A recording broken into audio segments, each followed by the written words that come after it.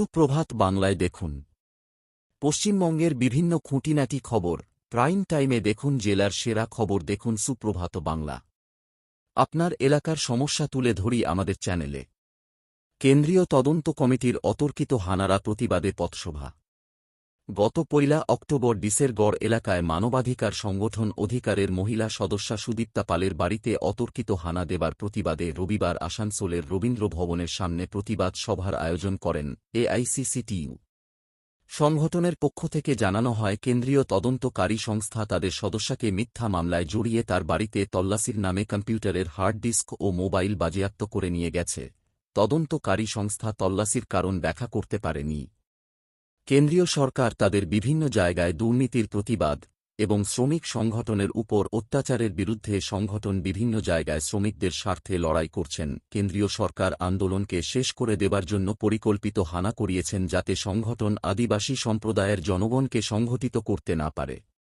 গত ১ October ECL ঠিকা শ্রমিক অধিকার ইউনিয়নের সংগঠক সুদীপ্তা পাল ও শিপ্রা চক্রবর্তী, যে শিপ্রা চক্রবর্তী এখন অসুস্থতার কারণে কলকাতায় থাকেন, তার বাড়িতে এনআইএ হামলা এবং ভুয়ো মামলা, যাদের বিরুদ্ধে কোনো এফআইআর নেই, তার বিরুদ্ধে যে সন্ত্রাস হয়েছে, কোনো রকমের মহিলাকে কোনো রকম প্রস্তুতির সুযোগ না দিয়ে তার বাড়িতে লোকজন ঢুকে গেছে, যেভাবে তার ব্যবহার্য জিনিস, ল্যাপটপ, তার কাছে ছিল না ডেস্কটপ এবং অ্যান্ড্রয়েড, এগুলো বাজেয়াপ্ত করা হয়েছে। এর বিরুদ্ধে এবং সারা রাজ্যের অধিকার আন্দোলনের কর্মীদের আন্দোলনের বিরুদ্ধে আজকের এই সভা আসানসোল সিভিল রাইটস অ্যাসোসিয়েশনের পক্ষ থেকে আমরা আজকে এসেছি। আমাদের সঙ্গে সঙ্গে বিভিন্ন ট্রেড ইউনিয়ন লোকেরা আছে। আমরা এই সন্ত্রাসের, এই রাষ্ট্রীয় সন্ত্রাসের বিরোধিতা করছি এবং অবিলম্বে এই জিনিসপত্র যা যা নিয়ে নেওয়া হয়েছে সেগুলো ফেরত দেওয়ার দাবি জানাচ্ছি। আজকে এনআইএর খানা তল্লাশির মাধ্যমে রাষ্ট্র যে সন্ত্রাস নামিয়ে এনেছে, আমার ঘরে বর্বরভাবে ৪.৫ ঘন্টা ধরে যে খানা তল্লাশি চলেছে এবং পাশাপাশি একই সময়ে এই অঞ্চলে যে শ্রমিক আন্দোলনের সাথে আমরা যুক্ত, তার যে অন্যতম সংগঠক শিপ্রা চক্রবর্তী, তার বাড়িতেও একই সময়ে খানা তল্লাশি হয়েছে। পরে আমরা জানতে পারছি পশ্চিমবঙ্গের ১১টা জায়গায় এনআইএ খানা তল্লাশি করেছে একটি পুরনো মাওবাদী কেসে। এটার বিরুদ্ধে আজকে এখানে প্রতিবাদ সভা, যে রাষ্ট্রীয় সন্ত্রাস যেভাবে নামিয়ে আনছে শ্রমিক আন্দোলনের কর্মী, মানবাধিকার কর্মীদের উপর, এটা মেনে নেওয়া যায় না। এটা কোনো রকমভাবেই গণতান্ত্রিক অধিকার নয়। গণতন্ত্র ভারতবর্ষে নেই, এটা গণতান্ত্রিক অধিকারের উপর আক্রমণ। আমরা শ্রমিকদের বিভিন্ন অধিকার নিয়ে লড়াই করি। আমি এবং শিপ্রা দীর্ঘদিন ধরে ঠিকা শ্রমিকদের অধিকারের কথা বলছি, বেসরকারীকরণের বিরুদ্ধে কথা বলছি, শ্রমিকদের স্থায়ীকরণ, ঠিকা শ্রমিকদের স্থায়ীকরণের কথা বলছি, শ্রমিকদের যে বিভিন্ন দাবি দেওয়া সেগুলো নিয়ে আন্দোলন করে চলেছি। আমরা শ্রম কোড বাতিলের দাবি করছি। এগুলোতে আসলে শাসক শ্রেণী ভয় পেয়েছে, সেই জন্য তারা আমাদেরকে মুখ বন্ধ করতে চায়, তারা সরকার বিরোধী সমস্ত কণ্ঠকে রোধ করতে চায়। সেই জন্য এনআইএর মাধ্যমে এই আক্রমণ তারা নামিয়ে এনেছে। আমার কাজের জিনিস, তারা আমার বড় অ্যান্ড্রয়েড ফোন এবং কম্পিউটারের হার্ড ডিস্ক তারা খুলে নিয়ে চলে গেছে, পেন ড্রাইভগুলো নিয়ে চলে গেছে, প্রচুর নথিপত্র তারা নিয়ে চলে গেছে। এতে সম্পূর্ণ কাজ বন্ধ হয়ে যাচ্ছে, কিন্তু আমরা ভয় পাইনি। শ্রমিকরা, আমাদের সংগঠন যারা শ্রমিকরা, তারাই প্রতিবাদ সভায় প্রচুর পরিমাণে হাজির হয়েছে এবং আমরা চালিয়ে যাব। আরও তীব্র হবে আমাদের আন্দোলন এবং এই সন্ত্রাসের বিরুদ্ধে শ্রমিকরা একজোট হয়ে লড়াই করবে এবং এই রাষ্ট্রীয় সন্ত্রাসকে রুখে দেবে। ভার্চুয়াল পূজা উদ্বোধন করলেন মুখ্যমন্ত্রী। রবিবার বিকালে আসানসোল শিল্পাঞ্চলের দুর্গাপূজার ভার্চুয়াল উদ্বোধন করলেন। রবিবার বিকালে আসানসোল কোর্ট রোড পূজা কমিটি এবং আপকার গার্ডেনের দুর্গাপূজার ভার্চুয়াল উদ্বোধন করলেন মুখ্যমন্ত্রী মমতা ব্যানার্জি। রবিবার এই অনুষ্ঠানে উপস্থিত ছিলেন রাজ্যের মন্ত্রী মলয় ঘটক, জেলা শাসক এস পন্নাহবলম, আসানসোল দুর্গাপুর পুলিশ কমিশনারেটের পুলিশ কমিশনার সুনীল কুমার চৌধুরী, পবন গুটগুটিয়া সহ বিশিষ্ট অতিথিরা। দূষণ নিয়ন্ত্রণে ব্যাটারি চালিত ৪ চাকা গাড়ির শোরুমের উদ্বোধন করলেন রবিউল ইসলাম। আসানসোলে ব্যাটারি চালিত ২ চাকার গাড়ির শোরুমের পর এবার আসানসোলে ৪ চাকার ব্যাটারি চালিত গাড়ির শোরুমের উদ্বোধন করলেন আসানসোল পৌর নিগমের প্রাক্তন কাউন্সিলর রবিউল ইসলাম। কোম্পানির পক্ষ গাড়ির বৈশিষ্ট্য সম্পর্কে জানানো হয় পেট্রোল চালিত চারচাকা গাড়ির কিলোমিটার প্রতি 7 টাকা খরচ হলে ব্যাটারি চালিত এই গাড়ির খরচ হবে মাত্র 3.5 টাকা। তাছাড়া ব্যাটারি পাল্টানোর কোন ঝামেলা নেই, সারা জীবন ব্যাটারির গ্যারান্টি থাকবে। 15 লক্ষ টাকা থেকে 17,22,000 টাকা খরচ করে নতুন ব্যাটারি চালিত চারচাকা গাড়ি নিয়ে বেড়াতে বেরিয়ে যান। সকাল বাড়ি থেকে বার হবার সময় ব্যাটারি চার্জ করে নিন। পলিউশন ফ্রি, যেহেতু এত অসুবিধা ছিল, এই গাড়ি দিয়ে কি সুবিধা মানুষ পেতে পারে আর কত দেখুন, এখন দুটো কথা, একটা হচ্ছে পেট্রোল গাড়ি, একটা হচ্ছে ইভি। তো যেখানে আমরা দেখছি যে বিভিন্ন জায়গায় এখনও পর্যন্ত আমরা ভারতবর্ষের সেই জায়গায় পৌঁছাতে পারিনি যেখানে ইভি পুরোপুরি সফল হোক। কিন্তু আস্তে আস্তে যদি এভাবে কোম্পানিগুলো যদি এগিয়ে আসুক, আস্তে আস্তে যদি শোরুমগুলো হতে থাকে, এবং আমি সেই সঙ্গে বারবার বলছি এই কোম্পানি তখনই খুব সাকসেসফুল হয়ে যাবে 50 কিলোমিটার পরপর যদি আমরা চার্জিং স্টেশনটা করতে পারি। এটা হলে এই সমস্ত গাড়ি টোটালি সাকসেস হয়ে যাবে এবং এই গাড়ির দামগুলো আমাদের। আর আজকে এই শোরুমে এসে আমি যেটা জানতে পারলাম যে এনারা ব্যাটারির চার্জটা ওনারা নিচ্ছেন না, উনি কস্ট টু অনলি কার, এই গাড়ির যে কস্ট সেই কস্টটা নিচ্ছেন। এটা একটা খুবই সুবিধা এবং ব্যাটারিটা ওনারা যে ইনস্টলমেন্টে ওরা পেমেন্ট করতে বলছেন, এটা আমি মনে করি পাবলিকের জন্য, মধ্যবিত্তের জন্য খুবই ভালো কথা। বলছি পলিউশন ফ্রি হবে? দেখুন, পলিউশন ফ্রি তো আজকে ইভি আনার একটাই কারণ, যেটা হচ্ছে পলিউশন ফ্রি। এবং আসানসোল আমাদের আজকে সমস্ত ভারতবর্ষের মধ্যে আজকে জানা হচ্ছে আসানসোল, দুর্গাপুর, দিল্লির মতো শহর, কলকাতার মতো শহর পলিউশনে ভরে গেছে। তো এটা পলিউশন ফ্রি হবে, এটা শহরের জন্য খুব ভালো। अभी स्टार्ट करो। So it was a CUV vehicle, cross utility vehicle. It's a Windsor EV। It was a MG company का अभी नया जो व्हीकल आया है, ये सबसे टॉप मॉडल में है। If you say that a interior part, okay, it was a gold finish highlights and also 15.6 inch display, also have 135 degree recline seat, also hand holding। तो इसके वजह से हमें बहुत ज़्यादा बिजनेस कंफर्ट मिलता है। और हमारा जो leather, it was a finishing very high. अगर हम फ्रंट का बात करते हैं तो हमें फ्लश डोर्स मिलता है। ऑल्सो हमारा colour variant was a very elegant, like हमें टर्किश ग्रीन मिलता है, हमें पर्ल वाइट मिलता है, हमें क्ले बेजी और स्टार बस्ट ब्लैक मिलता है। Also we have that LED lights, illuminated MG logo, and also we have that if you say that range and everything, so we have that very, you know, like oil base, that tire was 2700, that length was 4295, that height was 1677, and that wide was 1850। so if you see that another car in comparison, so हमारा सबसे high and सबसे better है। Price कितना है ma'am, और इसका duration battery का कितना है? ओके, सो हमारा प्राइस जो है ये 3 एक्साइट में आता है। एक एक्साइट, एक एक्सक्लूसिव है एसेंस। तो एक्साइट का प्राइस है हमारा है 15,12,000, और हमारा जो एक्सक्लूसिव का प्राइस है उसका है 16,17,000, और हमारा जो एसेंस, जो न्यू, जो हमारा टर्किश ग्रीन का जो कलर है वो है 17,22,000। Okay, it was a on road price. Also battery variant is a very high battery, and it was having a life time warranty. और अब जैसे आप इसको चार्ज वगैरह करोगे, हीटिंग वगैरह करोगे, उस हिसाब से ये चलेगी। Thank you sir. बैटरी 3 घंटा 4 घंटे? No sir, it was a lifetime battery. Also whenever you go somewhere, तो आपको 100% चार्ज करके निकलना है। इट वाज लाइक बहुत 1-2 डेज तो अप टू कर लेगा। Kilometres was very high. Then if you अगर वो बैटरी कमता है तो फिर चार्ज करो, फिर उसको चलाओ। थैंक कितने यू किलोमीटर तक जा सकता है? सर। इसका 3 to 1 है सर। ফোন কিনে লাখপতি। আসানসোলের দুর্গা মন্দিরের বাসিন্দা প্রীতম মজুমদার মোবাইল কিনে লাখপতি হয়ে গেলেন।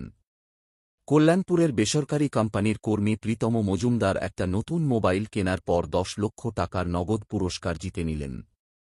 তিনি জানান, তিনি নতুন মোবাইল কেনার পর সুইচ অন করার পর তিনি বুঝতে পারেন তার ফোনে কোন পুরস্কার আছে। তিনি প্রথমে ভেবেছিলেন সোনার কয়েন হবে, পরে তিনি জানতে পারেন কোম্পানি তাকে 10 লক্ষ টাকার নগদ পুরস্কার দিয়েছেন, যা তার পক্ষে অকল্পনীয়। আসানসোলের অন্তর্গত মার্কেটে কম্পিউটার শোরুমে এই অনুষ্ঠান হয়।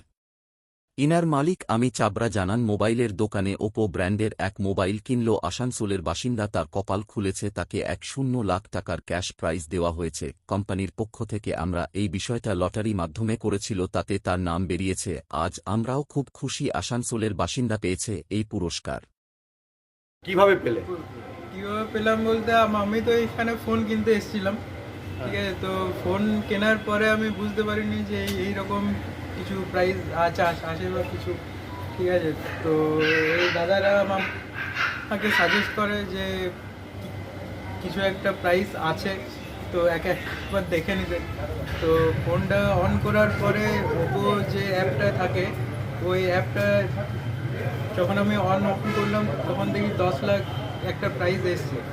তো ফার্স্টে তো ভেবেছিলাম যে ওটা কয়েন আছে, তো তারপরে দেখানোর পরে বুঝতে পারি যে ওটা কয়েন নয়, ওইটা 10 লাখ ক্যাশ আছে। কত ক্যাশ আছে 10 লাখ। 10 লাখ? হ্যাঁ। এই শোনার পর কেমন হলো? স্পিচলেস, শোনার পরে কি বলবেন অমিতজি পাশে দাঁড়িয়ে আছে? এইটাই তো আমরা এইটাই বলতে চাইছি, আমার লাকি কাস্টমার যে একটা মোবাইল কিনে ওটাতে এত লাকি আর বলার আগে শব্দ নেই, 10 লাখ টাকা পেয়ে গেছে। আর পুরো ওয়েস্ট বেঙ্গলে এই একটা প্রাইস পাওয়ার একটা লোক খুবই লাকি। এটা ওপো ফোন কেনার পরে 10 লাখ টাকার লটারি বেরিয়েছে, আর আমরাও খুব খুশি কি আমার আউটলেট থেকে এটা হয়েছে। আর ইনি যেরকম বলেন কি জানতেই না কি এটা এরকম হবে। তো আমরা প্রত্যেকটা কাস্টমারকে গাইড করি, বলি কি এটা নিচ্ছেন, এটা যা যা অফার থাকে আমরা প্রত্যেকটা জিনিস দিয়ে দিই, অফারগুলো বলে দিই, যেন কাস্টমার খুশি হয়ে যায়। আমাদের কাস্টমার খুশি হলে আমাদের খুশি, এইটাই আমাদের আসল মূল মন্ত্র। কাস্টমার কোথায় থাকেন? আমি থাকি দুর্গা মন্দিরে আছে কি করেন?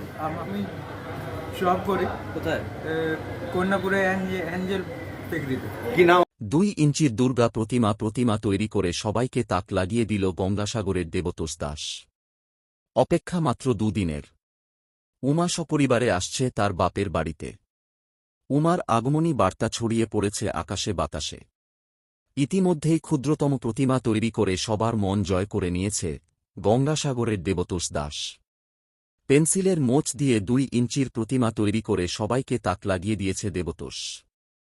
4 দিনের অক্লান্ত পরিশ্রমে নিপুণ হাতে উমার সপরিবারের নিদারুণ প্রতিমা তৈরি করেছে দেবতোষ। প্রতি বছর অভিনব ভাবনা মাধ্যমে প্রতিমা তৈরি করে দেবতোষ। কিন্তু দেবতোষ প্রতিমা তৈরি করা পেশা নয়, নেশা। নেশার টানে প্রতি বছর মৃন্ময়ী রূপ ফুটিয়ে তুলে দেব তুমি।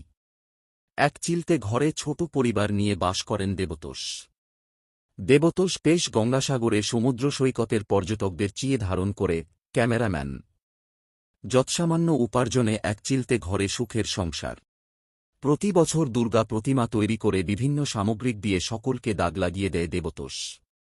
এবছর পেন্সিলের মোচ প্রতিমা তৈরি করে সবাইকে তাজ্জব করে দিয়েছে দেবতোষ। ইতিমধ্যে দেবতোষের প্রতিমা দেখতে ভিড় জমিয়েছে দেবতোষ এর বাড়িতে এলাকাবাসীরা।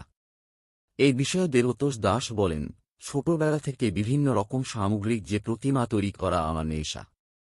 কোন সময় প্লাস্টিকের বোতল এবং নারকেল ছোবড়া দিয়ে প্রতিমা তৈরি করেছি আমি। স্থানীয় একটি ক্লাবে আমাদের প্রতিমা প্রদর্শন করি। প্রতি বছর আমার তৈরি প্রতিমা এলাকার মানুষজনকে আনন্দ এবং মুখরিত করে। এবছর একটি অন্যরকম পরিকল্পনা নিয়েছে পেন্সিলের মোচ যদি ক্ষুদ্রতম দুর্গা প্রতিমা তৈরি করেছি। এই প্রতিমার জন্য আমার সময় লেগেছে 4 দিন। প্রতিমা তৈরি করা আমার নেশা। ইতিমধ্যে আমার এই ক্ষুদ্রতম প্রতিমা দেখতে এলাকার বহু মানুষ বেশ জমায় আমাদের বাড়িতে। দেবতোষ এর এই প্রতিভাকে বাহবা দিচ্ছে এলাকার মানুষেরা। কি বানিয়েছেন এবছর? আর এবছর আমার থিম 2 ইঞ্চি সাইজে দুর্গা প্রতিমা। এটা হচ্ছে পেন্সিলের সিজ দিয়ে, এই পেন্সিল তার লিড দিয়ে বা সিজ দিয়ে আমি 2 ইঞ্চি একটা ছোট্ট দুর্গা প্রতিমা বানিয়েছি। দুর্গা প্রতিমার তার ফ্যামিলি সমেত সহ কার্তিক, গণেশ, লক্ষ্মী, সরস্বতী সবাইকে নিয়ে পরিবার, দুর্গা পরিবার। এই যে অভিনব ভাবনা কিভাবে এলো? আমার এই ভাবনাটা আমি একটু নিত্য নতুন প্রত্যেক বছর একটা থিম করতে চাই, দর্শকদের উৎসাহিত করার জন্য, এবং ওরা দেখলে আমারও একটা মনে আনন্দ আসে যে আমার জিনিসটা দেখছে, সবাই এসে হুড়ুমুড়িকে দেখছে, এটাও আমার ভালো লাগে, আনন্দ লাগে, উৎসাহিত হয়, মনে ভালো লাগে আমার। সারা বছর কি করেন এছাড়া? সারা বছর ছবি তুলি, ক্যামেরাম্যান হিসাবে কাজ করি, গঙ্গাসাগর সি বিচে পর্যটকদের ছবি তুলি। এই ঠাকুরটি কোথায় নিয়ে যাবেন আপনি এখন? এটা আমাদের বাড়ি থেকে 1 কিলোমিটার আগে শ্রীধাম সার্বজনীন দুর্গোৎসব সমিতি, সেখানে আমি প্রত্যেক বছরের মতো এবছরও থিম রাখছি। কতদিন সময় লেগেছে এটা বানাতে? 4 দিন লেগেছে, 3.5 দিন, মানে একদিন হাফ বেলা। কি কি ইউজ করেছেন এটা বানাতে? এটা টোটাল পেন্সিলের ওপরে আছে, আর পেন্সিলের শীষ দিয়ে বানিয়েছি, আর এই একাত্র কাঠের টুকরো আছে, যেখানে পেছনে মেয়ের পিছনে যেটা প্লাস্টিকের বোতলের ছিপি আছে, এই আর কিছু নেই, সব টোটালি পেন্সিল। আপনার নাম? দেবতোষ দাস, বাড়ি গঙ্গাধর। বাড়ি থেকে তুলে নিয়ে গিয়ে গৃহবধূকে ধর্ষণ ও কীটনাশক খাইয়ে খুনের অভিযোগ, উত্তাল পটাশপুর। অভিযুক্তকে গণপিটুনি ও পুলিশকে ঘিরে বিক্ষোভ স্থানীয়দের। স্বামীর অনুপস্থিতির সুযোগে গৃহবধূকে বাড়ি থেকে তুলে নিয়ে গিয়ে ধর্ষণ এবং জোর করে কীটনাশক খাইয়ে খুনের অভিযোগ উঠল প্রতিবেশী যুবকের বিরুদ্ধে। এই প্রথম নয়, এর আগেও অভিযুক্তের বিরুদ্ধে এমন একাধিক অভিযোগ ওঠে। কর্মসূত্রে বাইরে থাকেন তাঁর স্বামী। প্রতিবেশীরা জানিয়েছেন, গ্রামেরই এক ব্যক্তি বাড়ি থেকে জোর করে তুলে নিয়ে যান ওই গৃহবধূকে। ওই গৃহবধূকে ধর্ষণ করা হয়। বিষয়টি যাতে ফাঁস না হয়ে যায়, ওই গৃহবধূ যাতে কাউকে কিছু না বলতে পারেন, তার জন্য ধর্ষণের পর গৃহবধূর মুখে কীটনাশক ঢেলে দেওয়া হয়। স্থানীয়রা জানিয়েছেন, কীটনাশক খাওয়া অবস্থাতেই ওই গৃহবধূকে উদ্ধার করেন গ্রামবাসীরা। তমলুকের একটি বেসরকারি নার্সিংহোমে ভর্তি করা হয় তাঁকে। হাসপাতালে শেষ পর্যন্ত মৃত্যু হয় ওই গৃহবধূর। বিষয়টি সামনে আসতেই এলাকায় জনরোষ ছড়িয়ে পড়ে। উত্তেজিত জনতা অভিযুক্ত ব্যক্তিকে বাড়ি থেকে বের করে এনে গন্ধলাই দেয়। খবর পেয়ে ঘটনাস্থলে পৌঁছয় পটাশপুর থানার পুলিশ। সেখানে পুলিশকে ঘিরেও বিক্ষোভ দেখান স্থানীয়রা। অভিযুক্তকে এলাকায় আটকে রাখা হয়েছে এই মুহূর্তে। ঘটনাস্থলে রয়েছে পুলিশও। পুলিশকে ঘিরে ক্ষোভ উগরে দিচ্ছেন গ্রামবাসীরা। তাঁদের দাবি, অবিলম্বে অভিযুক্তকে গ্রেপ্তার করতে হবে, কঠোর শাস্তির ব্যবস্থা করতে হবে। ঘটনাটা হয়েছিল স্যার, আমার যে শাশুড়ি মা যিনি মারা গেছেন এই মুহূর্তে, ওনার সঙ্গে শারীরিক অত্যাচার হয়েছে প্রথম কথা। দ্বিতীয় কথা হচ্ছে, ওদের বাড়ির কাছে একজন মহিলা প্লাস একজন মানুষ, একটা লোক, দুজন, ওদের সঙ্গে দীর্ঘ কতদিন ধরে আছে সেটা জানি না, রেপ কেসে জড়িত। ওদের মধ্যে পরকীয়া সম্পর্কটা আছে বহুদিন ধরে। এবার সেটা একদিন এই রিসেন্ট আমার শাশুড়ি মা মাঠে কাজ করতে যায়। কাজ করতে যাওয়ার পর যখন দেখে ওই বাড়িটা ওই মাঠ থেকে দেখা যায়, ওই লোকটা আর ওই মহিলাটা দুজনে বেরিয়ে এসছে বাড়ি থেকে। এবার আমার শাশুড়িকে দেখেছে ওই লোকটা, আমার শাশুড়িও দেখেছে, একটু দূরত্ব তো, ধরো 2-3 বিঘা দূরত্ব। তো এবার শাশুড়িকে ওরা একদিন পরে এসে বলছে যে, তুই যে ওখানে ওই দিন দেখেছিস, কী দেখেছিস? না, আমি তো কিছু দেখিনি, তোরা ওদের বাড়ি থেকে বেরিয়েছিস এই দেখেছি, আর তো কিছু না। না, তুই যদি কাউকে বলবি তাহলে কিন্তু তোর অবস্থা খারাপ হয়ে যাবে, তোকে কিন্তু আর এই পৃথিবীর মুখ দেখতে হবে না। বলছে, আমি যদি কাউকে বলি তখন বলবি, এইরকম করে একবার সাজিয়েছে। তারপরে এই রিসেন্ট বুধবার, সামনের বুধবার বাজারে গিয়েছিল, বাজার থেকে আসার পথে বলছে, তোর দিন ঘনিয়ে এসছে, তোকে আর কেউ রক্ষা করতে পারবে না। বলছে, কেনি বল, আমি কি কাউকে কিছু বলছি? বাস, এবারে এই পর্যন্ত কাউকে কিছু বলেও নি আমার শাশুড়ি। গতকালকে শনিবার ভোর 3টের সময় আমার শাশুড়ির বাড়িতে এসে ওই লোক আর ওই মহিলা, আরও ওর সঙ্গে নিশ্চয়ই আরও কেউ ছিল, 3 জন না হলে এতটা করে ওরা করতে পারবে না। আমার শাশুড়িকে প্রথম বাইরে এসেছিলো, মনে হয় টয়লেট করতে এসেছিলো, ওই অবস্থাতেই ধরেছে, ধরে গলার মধ্যে হাত চাপা দিয়ে ধরে মুখের মধ্যে একটা কিছু দিয়েছে। আচ্ছা, মুখের মধ্যে দেওয়ার পরে পেটের মধ্যে ঘুষি মেরেছে, যে মহিলাটা, এই লোকটা কিন্তু এরকম ধরে রেখেছে, ধরে ওষুধটা দিয়েছে ওই লোকটা, আর মহিলাটা কিন্তু পেটের মধ্যে মেরেছে, আর একটা লাঠি নিয়ে মাথাতেও মেরেছে মনে হয়।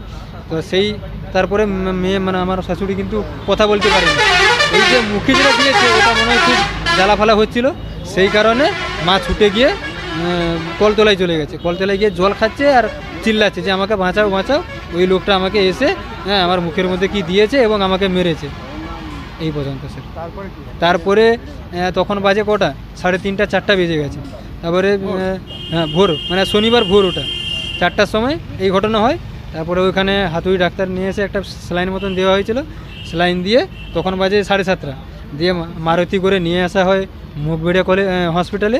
মুখবেড়িয়া থেকে রেফার করে দিয়েছে তমলুকে। কালকে 10:30টার সময় ওখানে ভর্তি করেছি। ভর্তি করানোর পরে ডাক্তার যা যা রিপোর্ট করার কথা ও করতে বলেছিল সবই করিয়েছি। ডাক্তার বলছে যে একটু ডেঞ্জার কেস আছে, কি খাইয়েছে ওটাও এখনও ডাক্তার ধরতেই পারছে না। আলট্রাসোনোগ্রাফি করার কথা বলছিল, ওটা তো করেনি। দিয়ে আমাকে বলছে যে ডাক্তারবাবু বলছে যে তোমার পেশেন্টের অবস্থা খারাপ, তুমি না হলে অন্য কোনো একটা জায়গায় নিয়ে ভালো চিকিৎসা করো। তারপরে আমি এই নার্সিংহোমে নিয়ে আসি। নার্সিংহোমে আজকে ভোরবেলা 4টার সময় গত হয়ে গেছে। আমি মুখে তো অবশ্যই কিছু ধর্ষণ করা হয়নি, মুখে কিছু দিয়েছে, প্লাস ওর হাতে শাঁখা ছিল, তারপর নাকে ছিল, কানে ছিল, খুলে নিয়েছে, প্লাস 75,000 টাকা ছিল লোনের টাকা দেওয়ার, সে টাকাটাও নিয়ে চলে গেছে।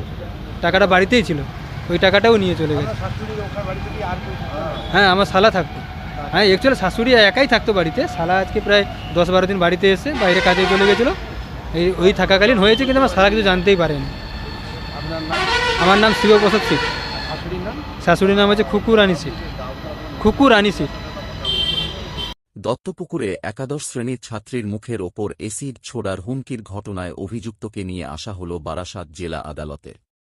ঘটনাটি উত্তর 24 পরগনা জেলায় দত্তপুকুর থানার অন্তর্গত মুক্তারপুর গ্রামে শুক্রবার দুপুরে স্কুল থেকে বাড়ি ফেরার সময় একাদশ শ্রেণীর ছাত্রীকে প্রেমের প্রস্তাব দেওয়া হলে সেই প্রস্তাব প্রত্যাখ্যান করায় ওই ছাত্রীর মুখের ওপর এসিড ছোড়ার হুমকি দেয় এক যুবক।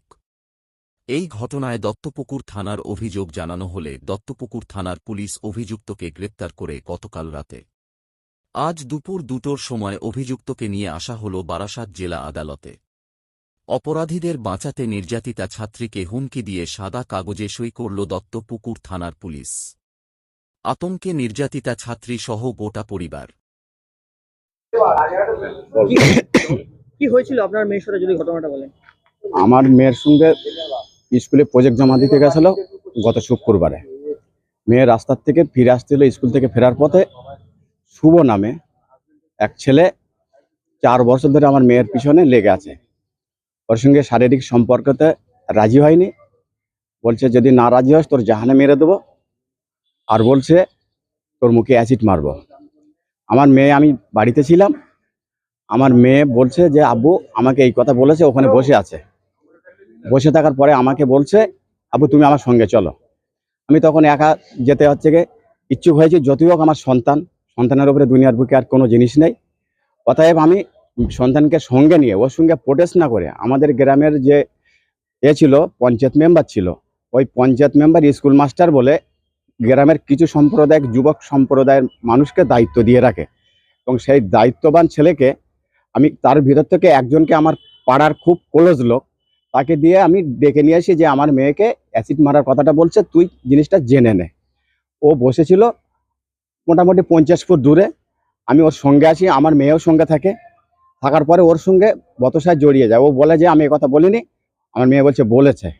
আর বলার পরে ওকে আমাকে ডাইরেক্ট এসে তুই জানিয়েছিস কেন বলেই আমার গলা ধরে ধাক্কা দিয়ে নিচে ফেলে দিয়েছে। আমার গলায় ব্যথা হয়েছে, আর এই জায়গাটায় ঘুষি মেরেছে, এই যে আমার দাগ আছে ঘুষের, এই যে ঘুষি মেরে নিচে আমি লটিয়ে পড়ে গেছি, চশমা পড়ে গেছে, মোবাইল ছিল হাতে সেটাও পড়ে গিয়েছে। মোবাইলে অনেক প্রমাণপত্র ছিল। এটা গত শুক্রবারের ঘটনা। এবারে কি হবে, আমি কি করলাম, ওই ঘুরে আমাকে মেরে দিয়ে ফেলে দিয়ে আমার মেয়ের উপরে গিয়ে ডাইরেক্ট ঘুষি মেরেছে। ঘুষি মেরে তার উপরে চড় নিয়ে হচ্ছে কি, যতটা হচ্ছে কি স্বাভাবিক আমি দাঁড়িয়ে যে দৃশ্যটা দেখছি, আমার সেন্সলেস হয়ে যাবার স্বাভাবিক। আমি দাঁড়িয়েছিলাম, আমার কিচ্ছু করার নেই। যে অতএব আমি একজনকে হচ্ছে কি দায়িত্ববান ছেলেকে ডেকে নিয়ে এসেছি, তা উনি কি করতে পারে সেটাই দেখার বিষয় ছিল। আপনার সামনে মেয়েকে ওটা মেরেছে, গায়ে হাত দিয়ে? হ্যাঁ হ্যাঁ, মেয়েটা হচ্ছে কি সেন্সলেস হয়ে ওখানে পড়েছিল।